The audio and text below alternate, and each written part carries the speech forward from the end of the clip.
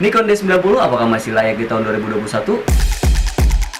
Yuk kita bahas. Sebelum video dilanjut, kalian bisa klik dulu tombol subscribe-nya dan klik loncengnya biar kalian gak ketinggalan video-video terbaru dari gue. Oke, kita putar dulu intronya, check it out.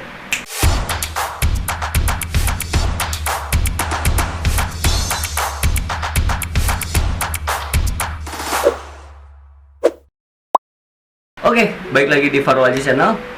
Nah teman-teman, kali ini gue mau sedikit nge-review tentang Nikon D90, dimana Nikon ini dikeluarkan pada tahun 2008 dulu ya. Dulu itu dibanderol di harga 9.500.000 ke atas ya, kalau nggak salah itu di 10 juta, 9 juta, 8 juta ya. Sekarang itu di tahun 2021 harganya itu jatuh banget ya. Jatuh banget. Kalau misalnya kalian bisa lihat itu di online shop itu kisaran secondnya body only-nya itu di harga 3 juta, 3 juta setengah, ataukah 2.500.000 ataukah 2 juta, itu gimana kondisinya ya. Nah kebetulan yang gue pegang ini kondisinya benar-benar mulus nih ya.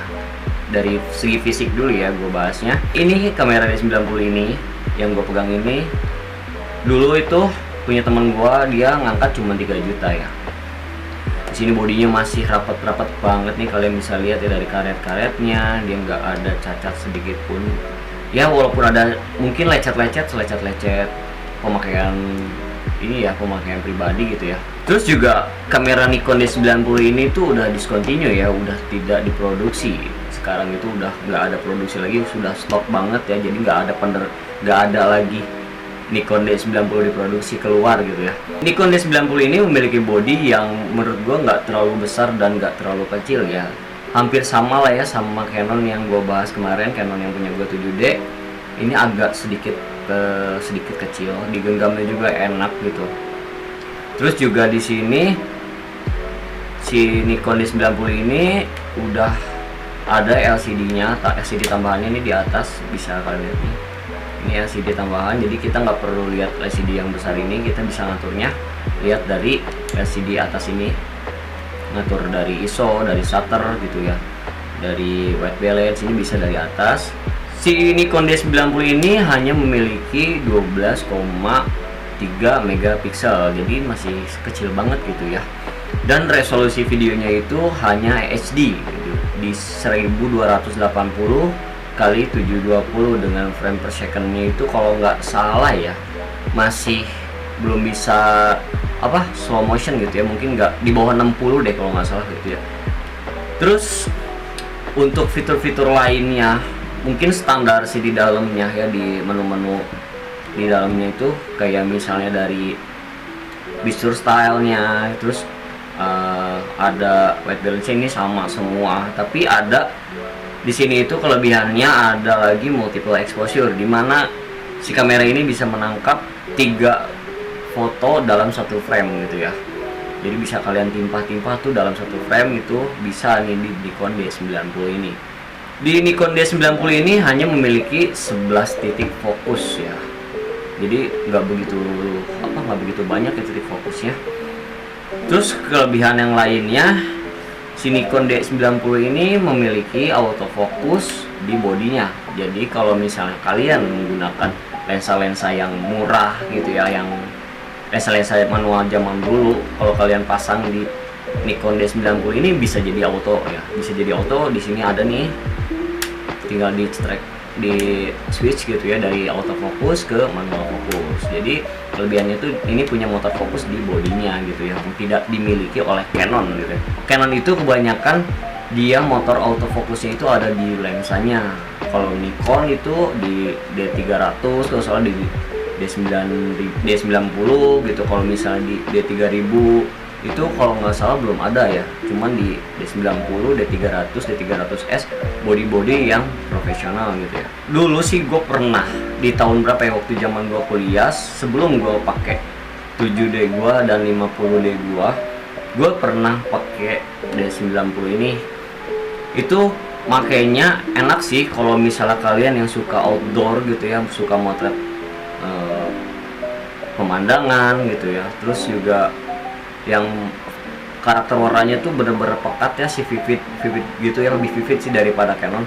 Canon itu lebih ke agak agak smooth gitu ya. Kalau misal di Nikon ini memiliki warna yang keluar gitu ya, full colornya itu bener-bener kerasa banget sih.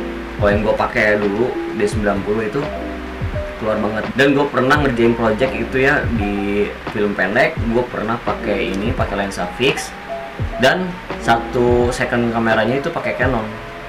Pas color gradingnya, pas pewarnaannya itu bener-bener nggak bisa sama ya guys, nggak bisa sama. Jadi karakter kamera itu beda-beda gitu.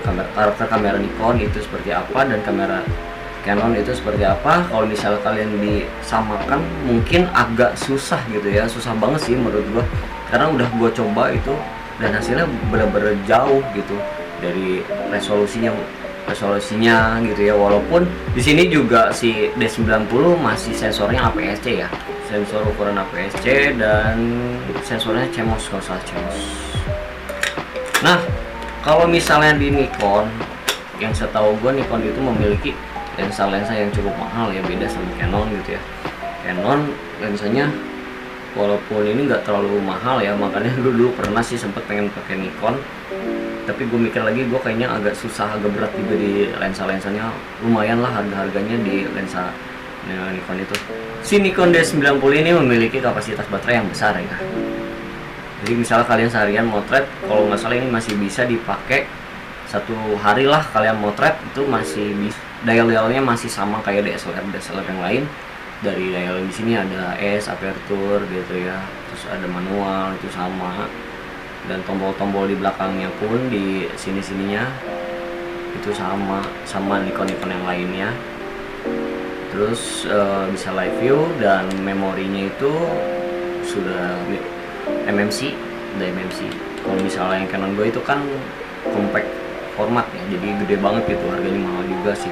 Itu ya cukup sih kalau bisa buat kalian yang masih bingung pengen kamera apa, baru belajar gitu, bisa kalian nih gue rekomendasiin pakai kamera D90. Suka outdoor, kalian pilih di Nikon. Gue kalau misal di outdoor itu ngejagoinnya di Nikon karena karakternya yang benar-benar landscape banget gitu ya. Oke, mungkin cukup sekian dari gua kali ini dengan membahas Nikon D90 ini. Apakah masih layak di tahun 2021? Itu kembali lagi ke kebutuhan kalian. Dan menurut gua untuk yang masih belajar, ini rekomendasi sih, daripada kalian beli yang mahal dulu, mending kalian beli yang biasa dulu nih. Kita pelajari dulu dasar-dasarnya seperti apa. Sudah mahir gitu, kalian bisa upgrade ke kamera yang lebih profesional gitu. Oke, thanks banget buat yang udah nonton, semoga bermanfaat buat kalian semua. Jika ada kesalahan kata, mohon dimaafkan.